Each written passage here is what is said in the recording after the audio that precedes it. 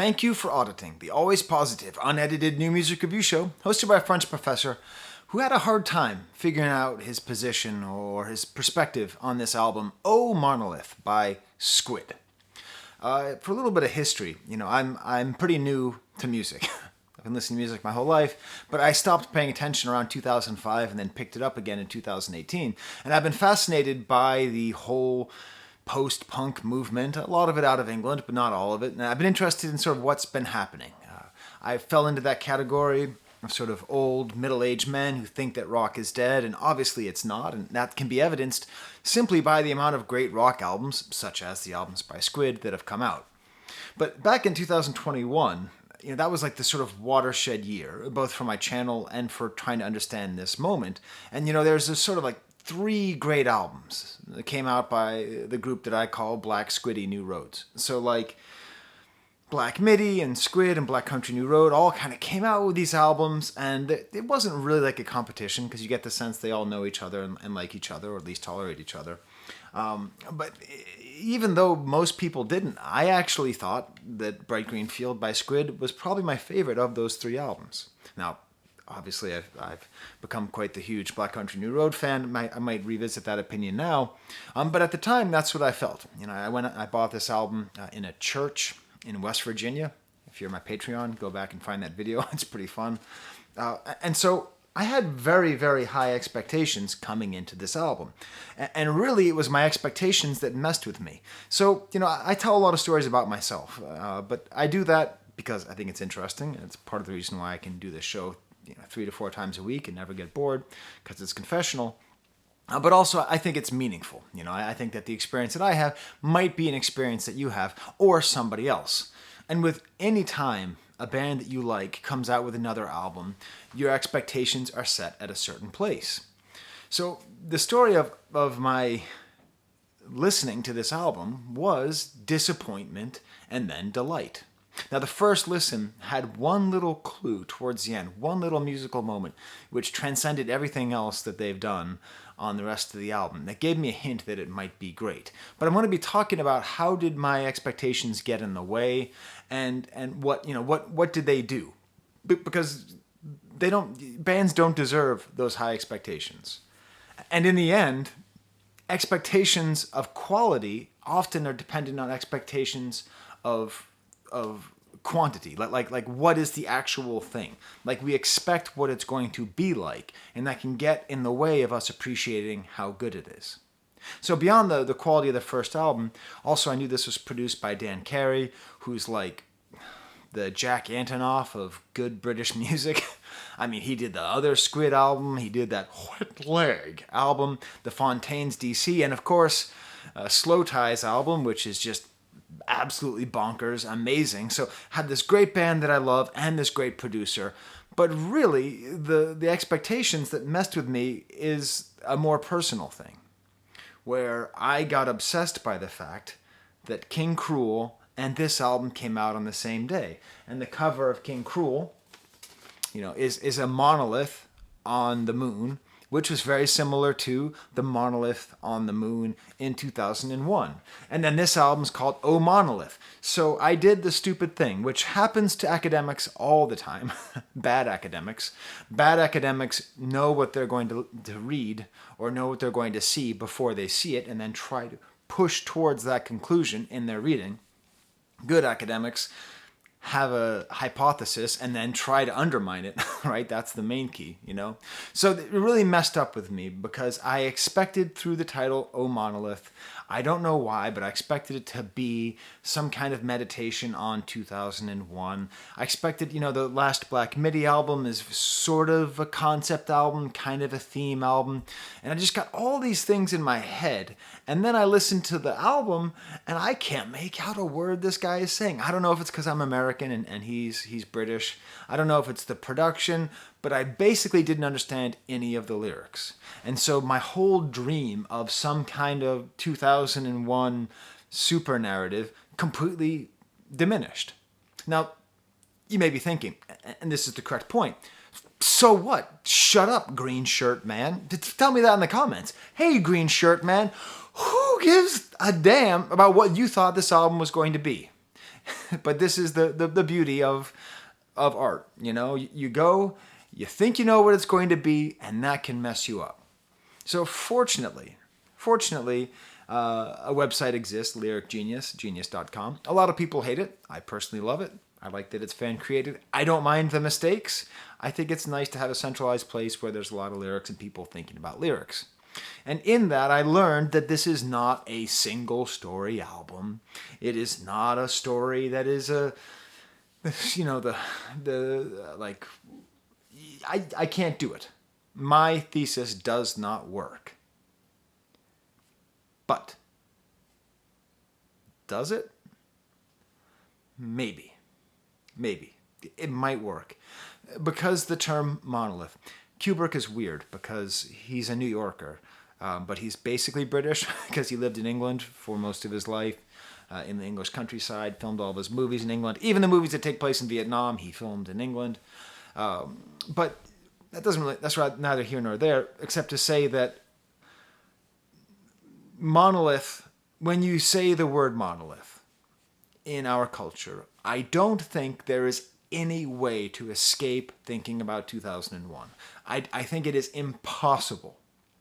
Okay? You cannot call something monolith without bringing to it 2001. And I think this is tying into this larger theory that I've had. So in 2018, 19, 20, 21, I was fascinated by how post-punk music appears to be reflecting a zeitgeist where we're questioning reality. I think what's happening now is a sort of historical look, like fears of global elimination through global warming, right, which echo a lot of the original post-punk fears of elimination through nuclear war. But mixed in with that is this feeling that like humanity is sort of messed up, that humanity is sort of doomed to constantly start over by making the same mistakes. And this is where I think maybe Stanley Kubrick's 2001 might actually have some input for us. Because the monolith in 2001 represents a lot of different things, okay? So I'm not going to say that I know the one thing that it represents. To me, most clearly, it represents society. It represents a kind of evolution, but the evolution from beasts into civilization and society. But along with civilization and society comes a lot of corruption, comes a lot of cruelty, comes a lot of human weakness and hatred. And I think the question could be put forth, would human beings have been better off if we never touched the monolith at the beginning of 2001, if we never evolved? It's fun because in this book, the Stanley Kubrick Archives, a very good book. If you don't have it, it's a little bit expensive, but you can often find it on sale. There's a bit here where Kubrick said that the best interpretation of 2001 was written by a sophomore in high school, Margaret Stockhouse. I don't have my reading glasses. And this font is small. Smash like bucket for my poor eyes. So he says this is the best interpretation of the monolith. And she says in here, evil and death, which result from man's misuse of knowledge. The incomprehensible, man with his limited senses cannot comprehend the absence of color or light. That when it appears on the moon, it is given as an opportunity to create a meaningful existence for humanity. And finally, the men on the moon touch the monolith the same way the apes did. This indicates no basic change in man's nature. Then after touching it, they have the audacity to try to take photos, still conceited, still lacking understanding of the gift. So I think in that frame of thinking of the monolith from 2001 as being the same monolith that was on King Cruel's album cover and that's here, it just sort of represents humanity's ignorance in its enlightenment. As we become more enlightened, as we understand, as we connect to each other, fundamentally, whether it's apes at the dawn of man, or whether it's spacemen in the distant future of 2001, which was made in 1968. So let's imagine that's, 40 years from now, so 2060, okay? That in the future and in the past, we are sort of doomed to get knowledge, not understand knowledge, and then use it to turn against each other, to pick up tools, and to smash each other to death. I think that reading is possible. I don't think it's central, okay? So my initial take on the album is that was going to be central and I went into it. But I do think it's a through line. I think it's a thread. I think it can be seen by the cover of the album, which has, which looks as though it's an embroidery. It reminds me of the Bayeux tapestry. And it looks like it's a medieval tapestry. But if you look up close, it's actually pixelated. So it has that sort of past and future representation of art and humanity that is in question. And this is a very historical album. This album spans the centuries, quite literally, thanks to lyric genius, being able to actually read the lyrics with some interpretations, many of which are good, most of which come directly from the artists themselves, which are therefore valid. It's a very historical album that goes across the centuries, that's often about feeling out of place, out of time, a sort of universal rebirth of oppression. Sort of looking back through the history, we see that humanity constantly makes the same mistakes, constantly has the same cruelty and misuse of knowledge and enlightenment. Much like Stanley Kubrick in 2001. He did it! I nailed it! I stuck the landing, kind of. While I go through the album, I will be telling you what time each song takes place in. I'll be saying Dateline, because each song takes place in a different time. Some takes place now, but in general, it's an album that travels a lot. Now, when we get to the actual music itself, that's the other thing that I always have to get used to. I grew up a big fan of Neil Young. I was not a fan of Rush. I was not a fan of Yes. I was not a fan of prog rock. If I heard rock and roll music that was trying to go in different time signatures, more than 2 songs in a row, I just turned that off. But I love post-punk music and I love punk music. So the fact that this album sort of straddles that makes me, it's kind of prog-like in its, this sort of like, the soundscape is often a guitar where the notes are very precise and the rhythms are not 4/4, they're 7/4, 12/4, 11/4, 58/42 hut. But it's not ever quite as nerdy as prog rock feels, and I think that's the sort of post-punk element. So I'm going to throw out a new genre. I'm calling this post-prog.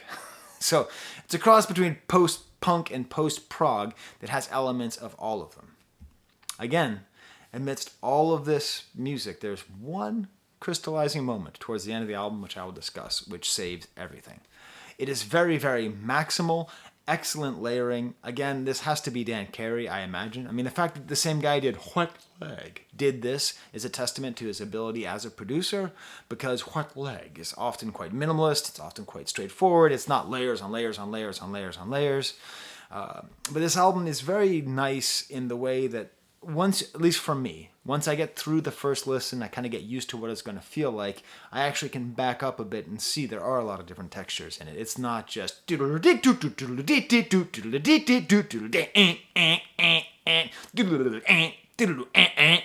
kind of feeling you get where all right, I got it. You went to the conservatory. And studied violoncello. I get it. It's cool. But it's also still very musical and quite good. I think also there's very clearly a Radiohead influence. Speaking of bands that are prog adjacent at times, this is my favorite Radiohead inspired album I've ever heard because it's so damn subtle. It's like just a certain kind of ominous sound or a kind of lyrical presentation. It's not hitting you over the head. This doesn't feel like a band that is trying to sound like Radiohead. It's a band that learned a lot of lessons from Radiohead's amazing ability to create these sort of timeless songs that have a sort of gloaming darkness to them while also having the kind of levity that makes you want to keep listening to them. Before I get into the album, stay tuned to the very end, to where I finally pick a Premier League team to support in football, or soccer as we call it over here. But thanks to this album, I finally am going to commit to supporting one Premier League team. Stay tuned to the very end to find out which Premier League team am I going to support. So, the stamp of the album is the first track, okay? Swing, parentheses, in a dream. Dateline, 1766, France. epic sounding synthesizer, arpeggio, strange time signature. It's up and it's down. I listened to it with my son, who's a drummer. He says it's in 7/4. I don't know. Maybe you're one of those guys who knows these things, or one of these ladies who knows these things, or one of these NBs who knows these things. Feel free to tell me. I took French class with a kid named Damon, very good musician, very into prog music.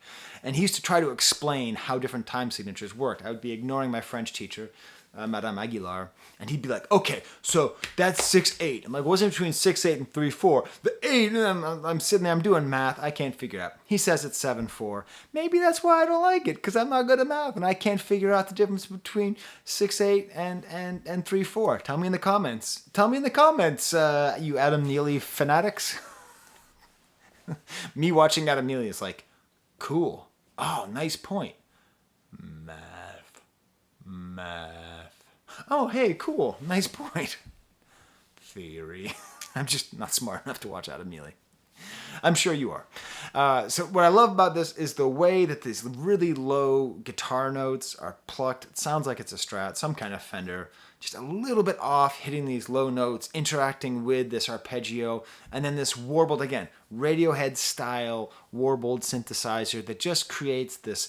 The Gloaming is a Radiohead track, but it's also a good title, I think, a good way to describe a film that they can put over their music, which just makes it feel kind of hazy, like a sort of electronic fog that they're able to put over music. And then this bass comes in. Well, it's not really bass. Well, there is bass, but it's like these like back and forth notes on a low synthesizer, and then it becomes this driving with percussion and I think a cowbell. More cowbell. The singing comes in and it's unclear, partly because there's this bleary guitars that get started to play underneath. Again, I could just spend, if I went through the whole album like this, it'd take 4 hours to describe all the stuff that's happening. Again, it's never actually too fussy. I like how like the guitar notes match his voice several times throughout this song, and I think nowhere else on the album. Like it says, in my sleep, I pick up that he's talking about Rococo. Art historian alert. Get ready for a lesson on art history coming soon. Then the chorus has this great hook of a guitar line that then gets matched with the melody of the singing. There has to be at least 11 layers of instruments here. The second chorus, we had this like blaring horn that sounds like oncoming traffic. I sort of feel like he's sleeping in a dream while driving and the horn is waking him up. And then there's this beautiful, beautiful break with, I think, a trumpet solo that plays the arpeggio from the beginning that was on the synthesizer. Totally maximal, also cutting in and out of songs. And then it breaks into this like really cool badass jam. And then there's these weird sounds, or it sounds like someone's just screwing around with the knobs in the studio. Knobs in the terms of the thing on a thing, not a British slang for wing wang. And there's just more trumpets, and the whole thing is just this entire journey, this entire very, very long journey where there's all these different parts, and it's, in a way, it is a lot like Black Midi, now that I think about it, where you sort of get to the end of the song and you're like, wow, that was a long movie. Oh, it was a 4-minute song? You know, you have that kind of feeling. So what's it about? What's it about? Is it about the Monolith? Yes and no. So apparently, according to Genius, and this totally tracks with the lyrics, this is about a painting by Fragonard, as you might call it, The Swing, from 1766. People often ask me, what books should I get? This is a book you should get, Gardner's Art Through the Ages. They are, buy it used, they are for sale on eBay. You can always get one for under $20. Big, chunky book. It's really good to have some knowledge of art history. And I am going to, once again, read without my reading glasses. I left them in the other room, but I don't edit my videos, so you're just going to have to suffer through this. Because he talks about Rococo curves, and he talks about this painting, let me describe to you briefly a little bit about the Rococo, okay? The death of Louis XIV in 1715 brought many changes. So Rococo is sort of coming out of the sort of late Baroque phase that was there during Louis XIV's. The feminine look of the Rococo style suggests that the age was determined by the taste and social initiative of women. And to a large extent, it was, which is quite interesting. I used to hate Rococo art because sexist ideals of what art should be. The masculine heroics and rhetoric of the Baroque era were replaced by dainty gallantries and pointed sallies of humor. Artifice reigned supreme, and it was considered in bad taste to be enthusiastic or sincere. Oh no. Are we living in a new Rococo era where it's bad to be enthusiastic or sincere? And then we get to the actual painting itself, which I will show you right there. That's a fairly complicated painting to understand or see because it is so fine and delicate. Okay, so in this painting, as it's described, and the whole song is about this painting. So you need to have this painting in your head. Look it up online. If you just type in F-R-A-G, frag, O, by the second you get to O, this painting will pop up. It's that popular. Jean-Honoré Fragonard was a first-rate colorist. The swing is a typical intrigue picture. A young gentleman has managed an arrangement by which the unsuspecting bishop swings the young man's pretty sweetheart higher and higher. They're being coy here, okay? There's a bishop, okay, an actual like priest who's pushing this woman on a swing. And her lover is down here in the bushes looking at her, looking between her legs, you know? She's flashing him, you know? She's probably wearing like 15 petticoats, but still, for 1766, this is basically pornography, okay? You see him down there. You see that little sexy intrigue, and she's there and she's swinging and she's all the light in the universe. It's that fineness, that delicateness, the humor that's implied in Rococo art, okay? The landscape setting is luxuriant. The glowing pastel colors and soft light convey almost themselves the sensuality of the theme. So that's what we have here with this story. And hey, listen, I love songs about music. When I was an artist, when I wrote music, I wrote a song called St. Nicholas of Tolentino Saving a Vessel from Shipwreck based on a painting that I loved. It's a great source, especially because he's able to make it bigger and more important. The wires in the stream, from rubble to my dream, I worry in my sleep, Rococo curves, you soothe me. So here he's using art to represent some kind of escape from the world. To live inside the frame and forget everything, a swing inside a dream, and all they do is scream. And we get to the end, we're waking up to straight lines. And that's the reality. So the dream, it's not really about the painting. It's about art. It's about living in an ideal existence where we are not suffering from the straight lines of reality. This album is a lot about the way that reality is constraining. Reality hurts us. We have created a society, thanks to the Monolith, representing society, representing culture. Again, going back to the damn Proto-Martyr album and the damn Viagra Boys album, there's a real let's go back to being animals sentiment in a lot of art that we're studying right now. So we're waking up to straight lines. The Rococo, the dreams, the frilly dresses, the playfulness is not reality. The reality is straight lines. Right? Do you get the richness of the song? How that's actually more interesting than what I was expecting? It's great. Promo. I got to do a promo for myself. If you don't know, there's a secret code on every single Professor Skye video. I read every single comment, usually more than once. But I don't always give a heart because my kids say it's pathetic. But if you want a heart from Professor Skye, any comment that includes the letters AVAA, awesome video as always, will receive a heart from Professor Skye. That's my guarantee. But please smash the like bucket, like the smash bucket, subscribe. I only have one piece of merch now. It's my hand wash mug based on Kafka behind me. If you take a picture of that and send it on Instagram, I'll put that on my story. Pudding. So there's my promo. I got to do more of that stuff, you know? I got to grow my channel. Straight lines. I got to say, though, this channel is a dream. Is the light getting weird in here, or is it just me? It's like raining right now in Rochester, and I feel, and let me change the focus. Is that getting better? Yeah, that's better, I think. The second track is Devil's Den. Dateline, 4000 BC. Dateline, 15th century England. I'll get into that in a second. Gentle guitars. I really like how gentle the guitars are here. They interweave. The voice sounds almost drunk on here. There's this muted trumpet. Woozy atmosphere. bassist is going nutty. He's just walking all over the place. This is some excellent bass work. All the way throughout the album, there's excellent bass work. And then we get to a very Frank Zappa-ish chorus. Again, for someone who says that he doesn't like prog music that much, or time signature changes, I love Frank Zappa. So what are you gonna do? You're watching a hypocrite. Hypocrite. Just like full Zappa style chorus where he's like screaming in the devil's den, and then this like little circus bit happens at the end, this kind of playful leitmotif of a circus. It seems as though he's talking about witch trials, because he says like if it floats it burns, I don't know, something like that. Again, very Radiohead-ish, Burn the Witch. Radiohead's very interested in witch trials as imagery. There's like a full prog jam in the post-chorus, and then it turns out the whole song is about dolmen. Now dolmen, if you're a fan of Asterix and Obelix, which I have over there, but I'm not going to go get it. Before the Romans arrived, before Christianity arrived to England and to France, for that matter, there was like all these people who were like, hey, how do we make art? Big ass rocks? Big ass rocks, you say? All right. What if we put big ass rocks on top of each other?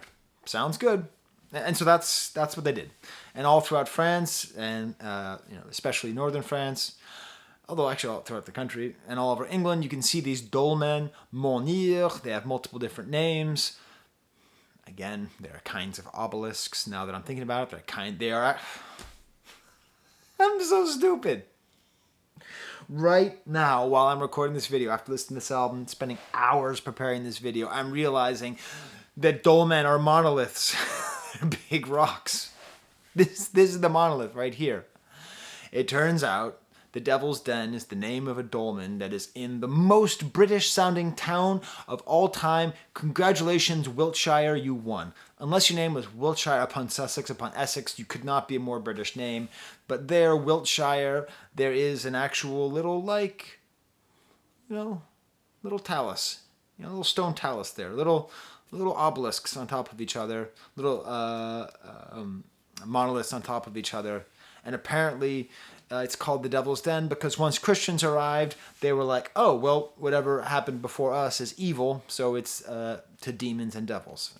And so it's interesting because it's for the first time in the album, it's introducing these themes of, again, civilization being messed up by progress. So the Romans arrive, the Christians arrive, and the Brits, the people who are just running around and farm and up to their elbows and animal poop and whatever, were just sitting there, and they had their own religion, their own culture, their own mysticism, their own connection to the divine. And then people show up and like, oh yeah, that's the devil. That's the Devil's Den right there. That thing that you made that's probably some kind of funerary thing where you think it's going to help.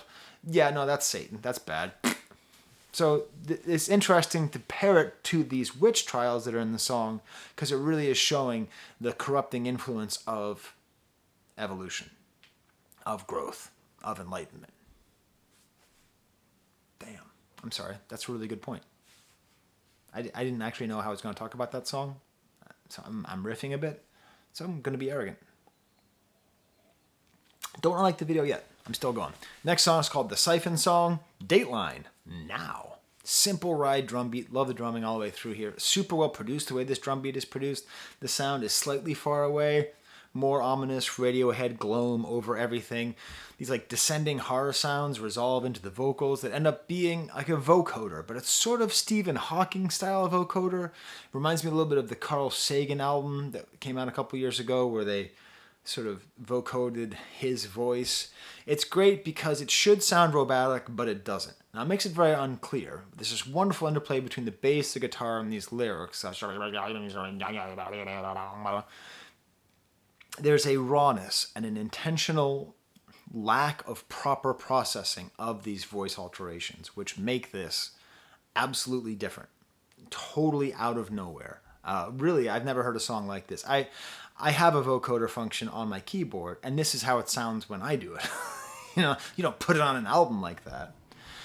Just more and more layers, just growing and growing. By the end, the ride cymbals becomes a crash cymbal. And then there's this like little like outro jam, and seems to like stop completely and then restarts. And I don't know. There's no description of what this song is about, but it seems to me it's about addiction. You know, shaky hands in the morning, shoots me up, gets me out, but it's pulling me down. Sounds like heroin to me. Siphoning is a desperate act of, trying to like siphon gas, There's a kind of like desperateness there. But there's also some like vague internet stuff, so I'm not positive what this is about. If it's about internet stuff, then that actually ties in much better to the overall theme of the way that we are devolving as we are evolving. Log on to the website where 2D flame surrounds the building I'm in now. Ask, do you see the bodies? They're thrown around like plastic in the wind. I don't know. I think both readings are pretty solid. Next track is called Undergrowth. Dateline, now and in the future. This starts off with this great stop and start sound, a nice production trick, and then it just goes into a little funk jam. My daughter really likes this. Both my daughters. My baby daughter, who's like 10 months old, flops around on the ground like a worm. And then my older daughter really enjoyed it. I listened to it while dropping her off at a friend's house today. Just these like back and forth with the bass, and then a little guitar ditty over it. The guitar comes in, it's just super cool, and it's kind of spoken story, and then there's like a free, that stop and start bit comes back again, it's awesome, that bit from the beginning. And that's followed by this like free jazz saxophone, all those incidental sounds, a little bit of elephant trombone.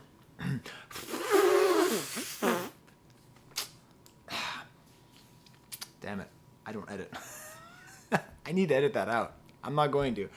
There's a very sweet bit at the end, like these horns and these bells sound epic, but then the guitar sounds rinky-dink. So like a rinky-dink guitar, epic bells, and then it ends with a horn that sounds like a flat line. Now apparently all these lyrics are pretty easy to pick up. I couldn't figure out what it was about, but then it makes sense. It's about being an object. Apparently the guy said he was into animism, and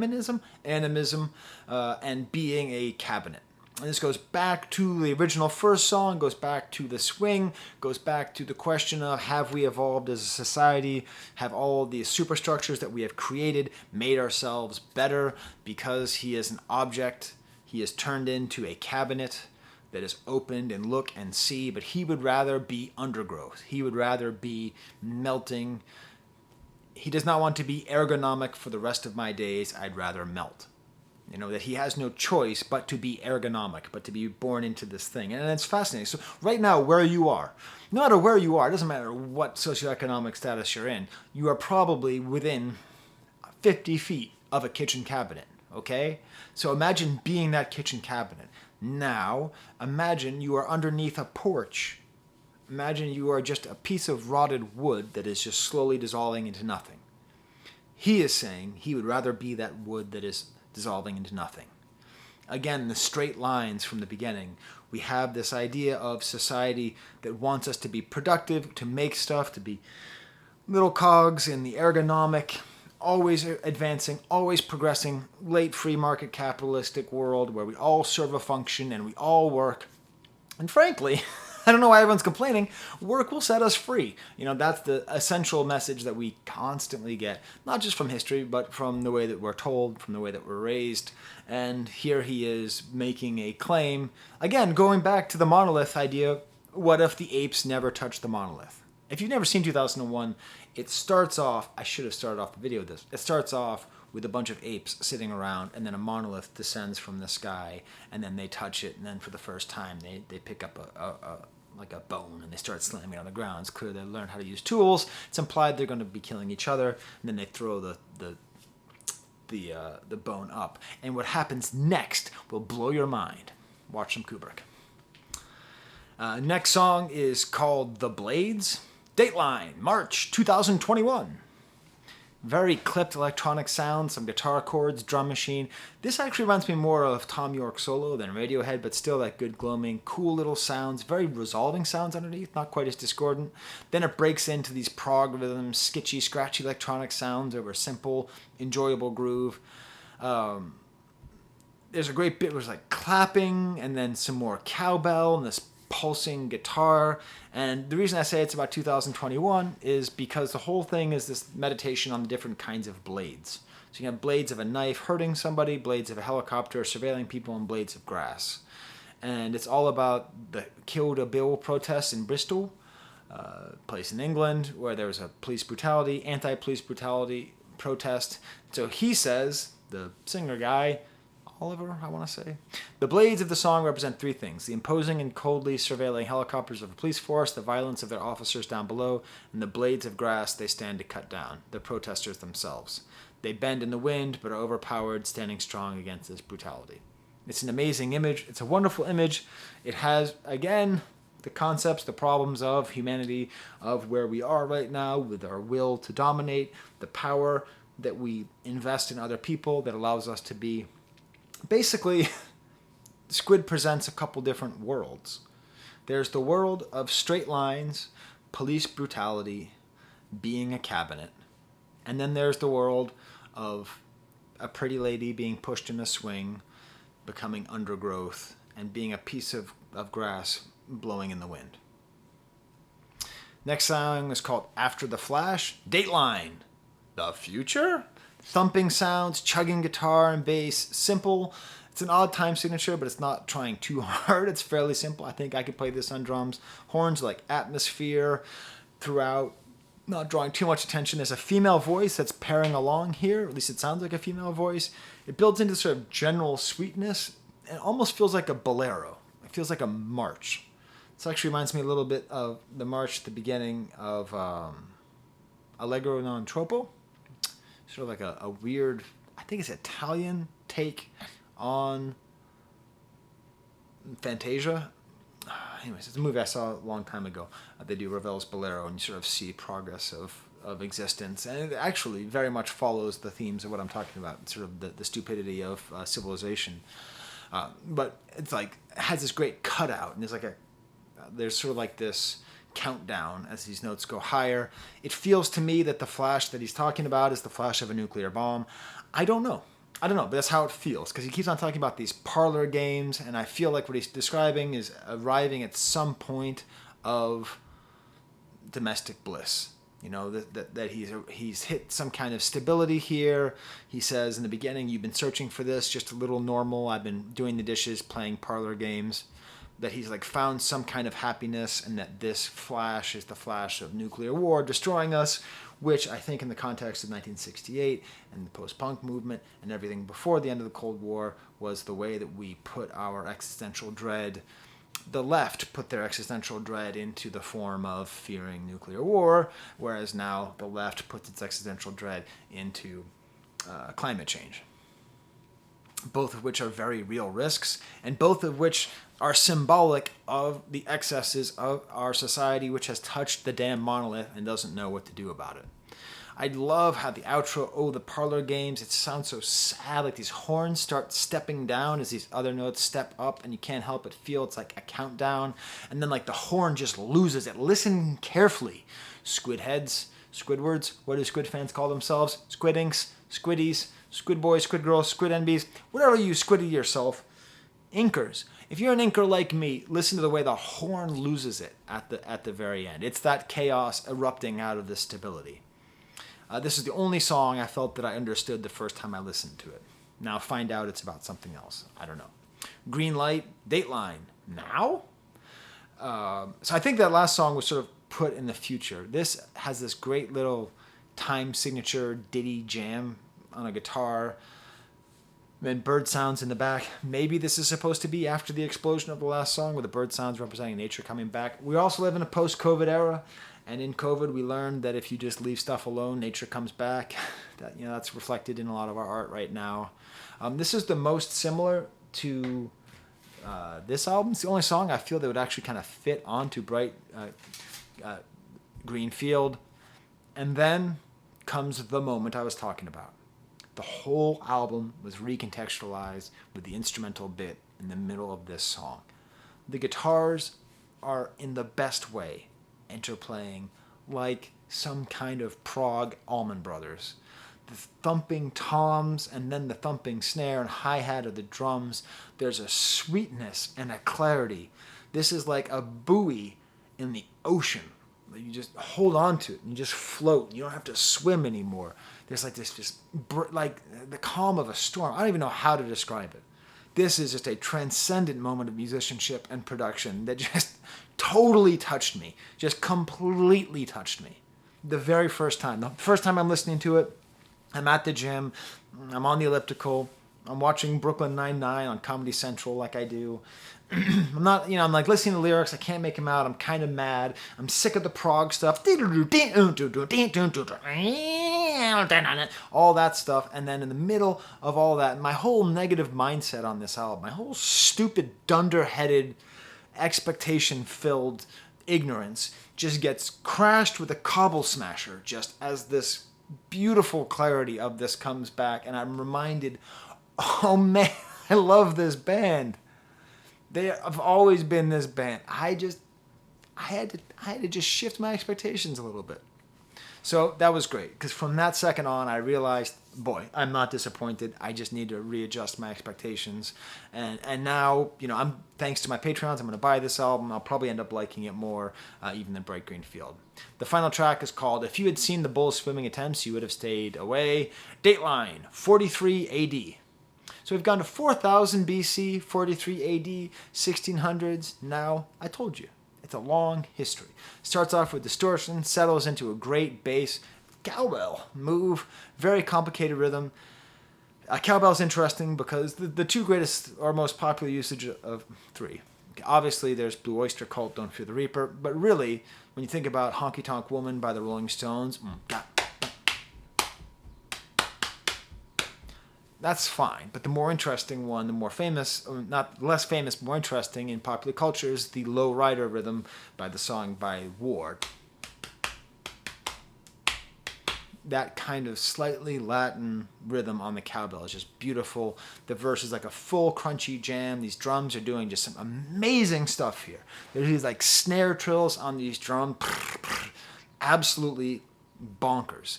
It builds with some horns and guitar arpeggios, Radiohead style again on these guitar arpeggios, full Frank Zappa style chorus where he sings along with the melody. This resolution comes out of the complexity, and then it goes back into weirdness with this wash of synthesizers. Beautiful little jam with the guitar hitting these syncopated notes before the outro, and it's not an epic conclusion. It's in keeping with the subtlety of the album. And then we go back to the theme from the second song, colonialism.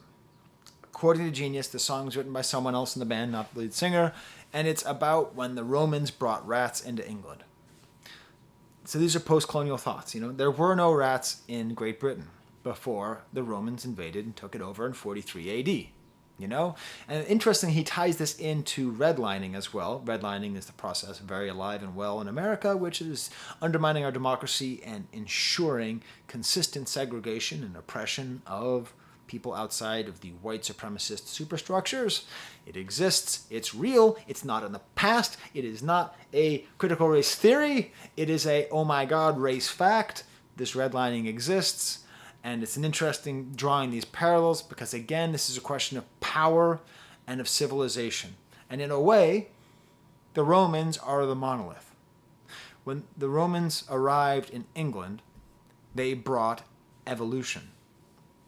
They brought growth. But they also brought rats. I'm reminded of one of my favorite quotes from Life of Brian, the Monty Python movie, where they're discussing how much they hate the Romans, the invaders. And this is it's very funny to be anti-colonial and British, right? Because England is one of the great colonizers, right? It's ambiguous. It's like me being anti-racist and living in an American suburb, right? But it's good. It's good. Don't let hypocrisy get in the way. Don't let the hypocrisy of your existence get in the way of activism, or at least elevated thought. So in Life of Brian, these revolutionaries who are trying to fight the Roman invaders talk about what have the Romans ever done for us. And there's this whole funny part where they talk about all of the things that the Romans brought. I'm going to quote it right now in my best John Cleese impersonation. Right! Apart from the sanitation dimension, the medicine, education, wine, public order, irrigation, roads, the freshwater system, and public health, what have the Romans ever done for us? Brought peace. So all these ideas, the positive aspects of colonialism are implied. and it's very complicated. And when you teach, I teach French history, or at least I used to when we had a French program in my college. I'm bitter like Pims.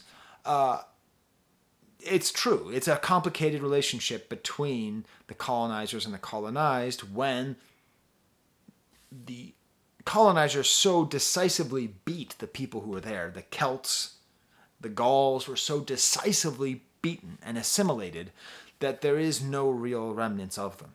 So I love this complicated idea. Again, what is the monolith? The monolith might be the civilization. It might be the growth. It might be the sanitation, the medicine, the education, wine, public order, irrigation, roads, freshwater system, and public health and peace, right?